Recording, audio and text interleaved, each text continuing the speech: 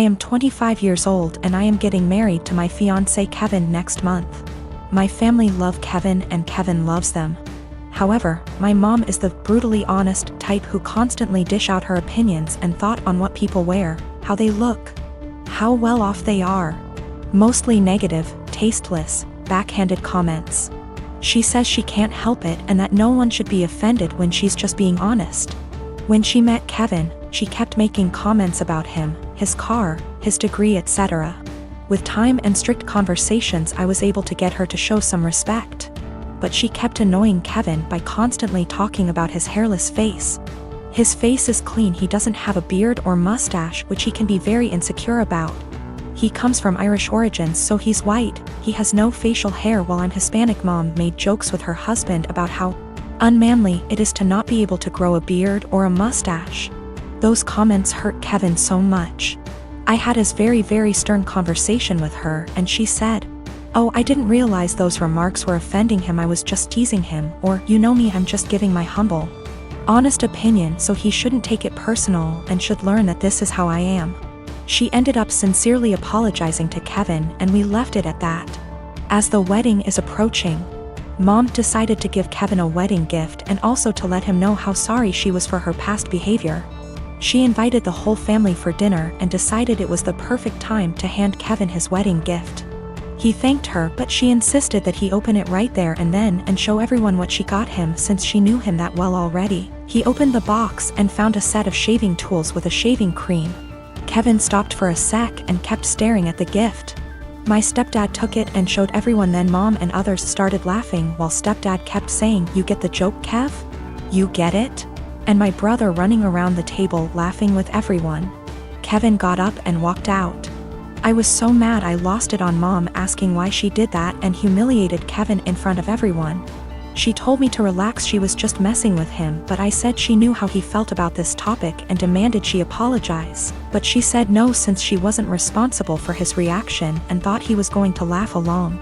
I angrily said no apology, no wedding invitation, period, then walked out. She freaked out, tried to say we overreacted to a joke, and my brother said I was crazy to exclude Mom from my wedding over something so stupid. He said Kevin should get over it since it was a joke, but I refused to send an invitation and withheld until / unless she apologizes. They think I'm unreasonable choosing this to be my hill to die on and called me disrespectful for how I treated my mom. I'd like to point out that my brother and stepdad and uncle sometimes take part in teasing Kevin. My brother, who's 31 years old, would sometimes either brag about his goatee mustache in front of Kevin or tell an indirect silly joke about this topic, which would irritate Kevin and just spoil any family gathering we have.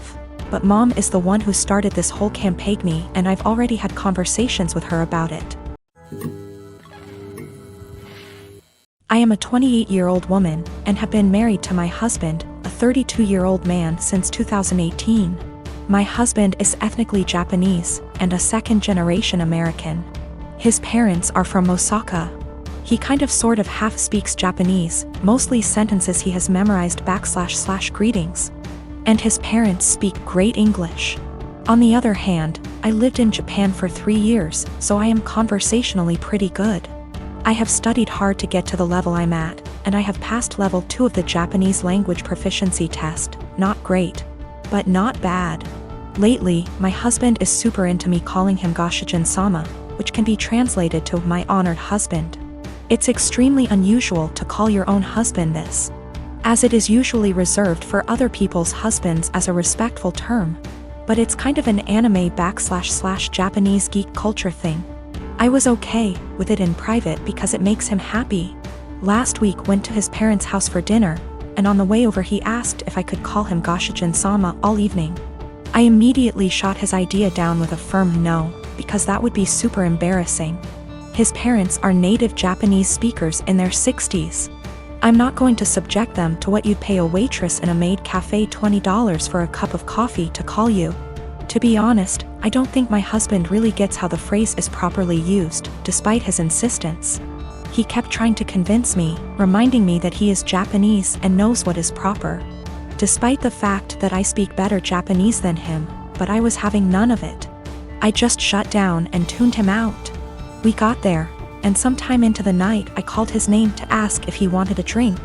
Despite him being in hearing range, he ignored me. I said it again, and this time he looked at me, gave me this pleading shrug, and then turned back to the TV. I didn't get him a drink and just got myself one. A while later, I said his name again, and he audibly sighed. He told me that he wanted me to call him what I call him at home. To which I responded I would most certainly not be calling him what I call him at home. This was all in front of his parents, by the way. On the car drive home, I told him that I wasn't going to call him Gashijin-sama anymore because he can't draw the line between fun playful couple stuff and his parents. He has sulked for the past week and I don't even know what to do. Normally I would not even consider the possibility that I was wrong here, but he's normally a very rational, reasonable, and respectful person. I feel like I'm being gaslighted and don't know what to do. I have a large family. Mostly aunts and female cousins aside from mom, stepmom, stepsister and grandmother. I don't know how to say this, but all those women I mentioned above are into teasing and joking. They've formed a unit, which I admit is kind of toxic. And they'd tease and roast every new woman that enters the family by marriage by setting up tests to see if they deserve to be part of the family, or roast their looks and styles to the point of breaking confidence and self-esteem down.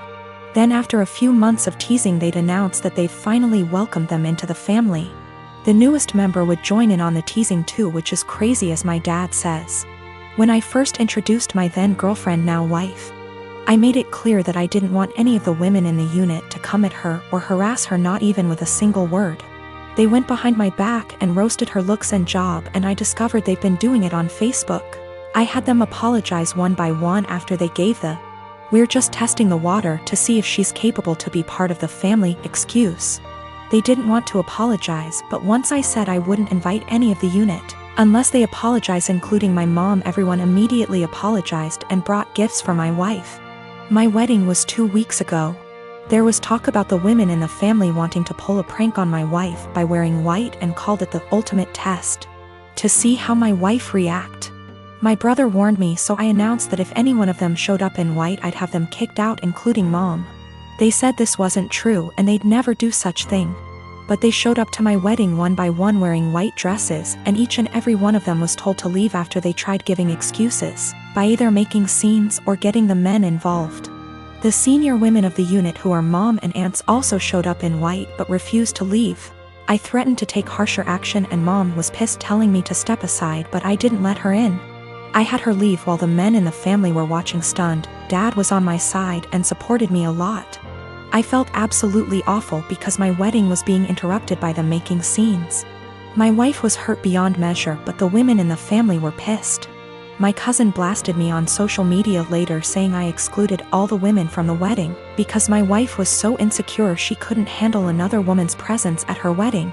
I had an argument with them and mom berated me, saying it was supposed to be a prank, but I said they were taking it too far. Mom said I took it too far by kicking them out because they were trying to get reaction from my wife to see if she was one of those Bridzillas and were going to change soon as prank was over, but I ruined my own and entire wedding by reacting so aggressively. I stopped talking after she said I had to bring my wife and apologize. I haven't seen the lot of them in 2 weeks and they've excluded me from everything. I just want to explain that, this has been happening for years. The men in the family are split on this behavior. Some of them encourage it, like my uncle and my cousin's husbands. One is now an ex, and some are against it, like me and my dad and brother. The women claim that there's nothing hurtful in what they do because they claim they're just looking out for us men, and that their goal, ultimately, is to make sure the women who enter the family are decent. My dad always ends up arguing with my mom and grandmother, since they're the ones who started this whole thing with their behavior and attitude towards other women. And I'm not sure if I should mention this, but my male cousin, who's a middle schooler, said he'd make sure to leave the country before even meeting any woman because of this, and it made me chuckle. Also, the dresses they showed up in were simple white dresses, nothing over the top, but still were white dresses. I realized they went ahead with their plans even after I stated what I'd do in that case. Background about my sister. 2 years ago, my sister was killed in a car accident. She was riding with a friend to the mall, the friend's parent was driving. And teenage boy plowed through a red light while texting on his phone and hit the car my sister, Carrie, was in. Carrie was killed instantly and her friend, June, was in a coma for 3 weeks before her parents took her off life support. When Carrie passed, I was devastated and angry and just not in a good place. Carrie and I had been extremely close. Despite a 7-year age gap between us, we enjoyed a lot of the same shows, we went to concerts together. We volunteered together, and I took it upon myself to guide Carrie like any big sister would do. Our parents were extremely busy with work most days and Carrie and I would often cook together and do crafts when we weren't too busy with school work. Carrie wanted to be a NICU nurse when she grew up and I helped her find a volunteer position at a local hospital to help get her gain some experience being around patients. In short, Carrie was my sister and best friend, and when she passed, I was a mess. The last craft Carrie and I made together was a set of candles. We bought the wax at a local craft store and we both made each other a candle and decorated the jar it was in. That was the day before she was killed. At her funeral, Carrie was buried with the candle I made her. The candle Carrie made me sits on my desk next to my favorite picture of her and I together at the beach.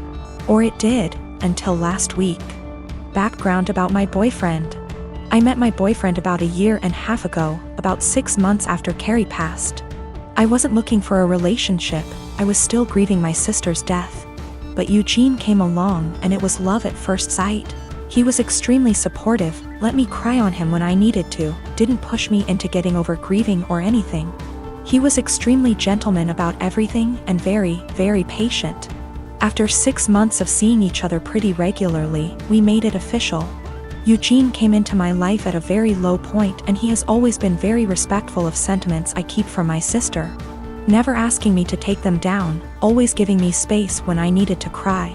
Eugene, along with most, if not all, of my friends and family know about Carrie's candle. There was a point after she died where I would take the candle with me everywhere out of fear that someone might light it, or steal it. Or who knows what. The point is, that candle was and still is a very important part of my life and something that my sister made for me and me alone. When Eugene and I moved in together about 4 months ago, I packed away most of the reminders of my sister and put out the candle and picture on my desk.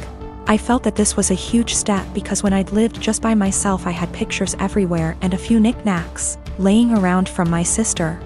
I wanted to make Eugene and I's home our home with just a small part of my sister there. Eugene understood and was very supportive. Last week, we had a massive winter storm that knocked out power. We didn't have power for 3+ days. The power was knocked out at Eugene and I's house while I was at work, which did not lose power. Eugene texted me that he was going to light some candles and try and get a generator, so we could have some for of power or at least be able to charge our phones / use lights / etc. Now, we have probably 30+ candles in our house. I am a huge fan of sales and when Bath & Body Works has a candle sale, I like to stock up and get a range of scents. We have candles scattered all over our house. In the room where my desk is, there are no candles aside from the one Carrie made me. None at all, and there never has been. This room is also downstairs, where Eugene doesn't spend a lot of time, his desk is upstairs. When I arrived home from work last week, I noticed a bunch of candles burning in our living room, safely. Always monitored and not near anything that could ignite. One of these candles was the candle that Carrie had made me. I burst into tears and when Eugene heard me crying he came out from the bedroom, where he was lighting more candles, and asked what was wrong. I was a wreck and couldn't get any words out. When he tried to calm me down, I shoved past him and locked myself in the room where my desk was and just cried. I don't know how he could be so stupid. He knew and I thought he understood how sentimental the candle was and how much I cherished having a candle that my now deceased sister had spent time making with me just a day before she was killed. I haven't been able to speak to Eugene since it happened, Tuesday of last week. He has tried to explain why he did it, because he needed candles to be able to see, but I just can't wrap my head around it. He hadn't gotten into the large candle stash I have upstairs right by the living room where Carrie's candle was, but went downstairs out of the way to grab the most sentimental, cherished item I have. The candle was burning most of the day while I was at work and is now melted and pretty much gone. I do still have the jar it was in, but I can't look at it without bursting into tears. Eugene says it was an accident, but I just don't believe that. He said he was getting around to lighting the candle surplus we have upstairs, but just hadn't gotten there yet. After being home 6 hours alone with no power. I am heartbroken and feel like this is a major slap in the face. I feel disrespected. I feel like he disrespected my sister. I just don't know what to do. I don't feel like I can forgive him for this.